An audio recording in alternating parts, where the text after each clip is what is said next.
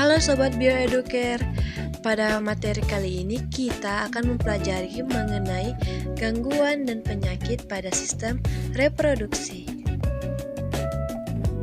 Namun sebelum itu, tujuan pembelajaran kita pada kali ini yaitu adalah peserta didik mampu mengidentifikasi contoh gangguan reproduksi dan gangguan yang disebabkan oleh ketidakseimbangan hormon dengan baik dan benar, serta peserta didik dapat mengeksplorasi dan menyajikan dampak faktor eksternal atau gaya hidup terhadap keseimbangan hormon reproduksi, serta menawarkan solusi preventif dengan baik dan benar. Sehubung dengan itu, tahukah kamu kalau gangguan pada sistem reproduksi itu bisa disebabkan oleh banyak hal? Salah satunya adalah ketidakseimbangan hormon, organ reproduksi itu sendiri, infeksi ataupun faktor eksternal dan gaya hidup loh.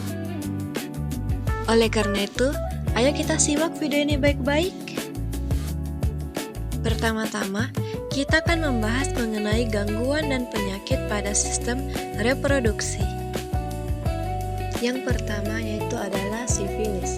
Sifilis merupakan penyakit menular yang disebabkan oleh bakteri berbentuk spiral yang disebut Treponema pallidum, di mana sifilis ini biasanya ditandai dengan luka pada area tempat bakteri masuk seperti kelamin, mulut, ataupun dubur. Penyakit ini dapat menyerang berbagai organ dalam tubuh dan dapat ditularkan melalui hubungan seksual, luka-luka mikroskopis, transfusi darah, ataupun dari ibu ke fetus melalui plasenta. Selanjutnya adalah gonorea. Gonorea merupakan penyakit infeksi akut yang menyerang selaput lendir dari uretra, serviks, dan kadang-kadang rektum, faring, ataupun mata. Penyakit ini disebabkan oleh bakteri Neisseria gonorrhea, di mana gejalanya berupa sakit bila buang air kencing dan keluar nanah berwarna kuning kehijauan dari uretra. Selanjutnya adalah infertilitas. Infertilitas ini biasa juga disebut sebagai ketidakmampuan menghasilkan keturunan. Pada laki-laki, infertilitas disebabkan oleh gangguan produksi sperma ataupun masalah ejakulasi. Sedangkan pada perempuan, infertilitas dapat disebabkan oleh gangguan pembentukan ovum karena kerusakan pada ovarium yang dapat disebabkan infeksi toksin, sinar radioaktif, penyumbatan tuba falopi, ataupun gangguan pada rahim dan serviks. Selanjutnya yaitu Polycystic Ovarian Syndrome, di mana sindrom polikistik ovarium ini merupakan penyakit di mana ovum ataupun sel telur pada perempuan tidak berkembang secara normal dikarenakan ketidakseimbangan hormon. Penyebab sindrom ini belum diketahui secara pasti, namun dapat disebabkan oleh hormon insulin berlebih ataupun faktor genetik. Adapun gejala yang sering terjadi dapat meliputi menstruasi tidak teratur, pertumbuhan rambut berlebih di area wajah, dada ataupun punggung, serta keluhan lainnya yang mencakup jerawat parah yang sulit sembuh, serta penipisan rambut di kepala ataupun kerontokan.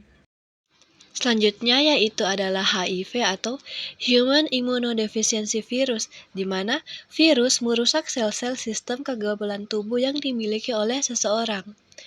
Penularan HIV ini dapat terjadi melalui kontak dengan cairan tubuh orang yang memiliki HIV, seperti darah, sperma, cairan vagina, cairan anus, ataupun ASI.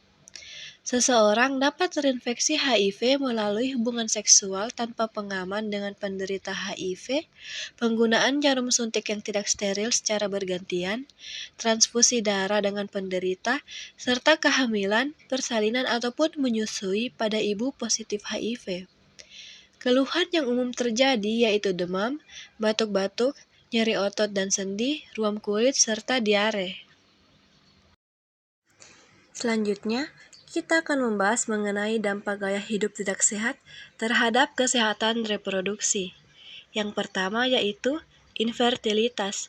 Nah, infertilitas ini merupakan salah satu dampak utama dari gaya hidup yang tidak sehat, di mana infertilitas dapat menyebabkan penurunan jumlah sperma, serta kualitas sperma yang buruk ataupun gangguan hormonal pada sistem reproduksi manusia. Selanjutnya yaitu adalah disfungsi ereksi, di mana gaya hidup yang tidak sehat seperti merokok, konsumsi alkohol, ataupun kurang olahraga dapat menyebabkan gangguan kepada organ reproduksi.